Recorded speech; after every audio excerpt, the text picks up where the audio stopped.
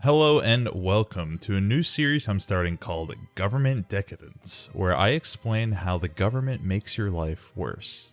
Well, at least for the majority of you. Today's topic is how government is causing the death spiral that is the $1.7 trillion student loan debt bomb. Now you may be asking yourself, how did we get here in the first place?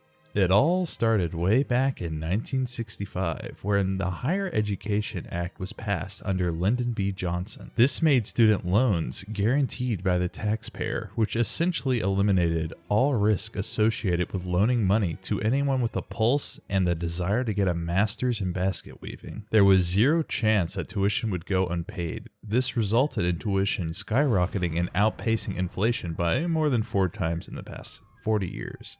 College used to be an affordable endeavor, and then big government trying to make higher education more accessible has ironically made it even more inaccessible. So that leads us to today, where the total student debt loan in the US totals $1.75 trillion, with the average person making a monthly repayment of $503 a month. Now luckily in 2020, student loan repayments were paused all the way up till now, with repayments set to resume in October. This is especially bad timing for many Americans because 61% of US adults are already living paycheck to paycheck with little money left over. This crisis will also affect the broader economy as it limits the spending power of large segments of the population. This limited spending power will coincide with already diminishing savings, increased credit card debt, and interest rates, and you have the recipe that will ultimately choke millions of American families for decades. There's also really no simple solution to a problem like this either.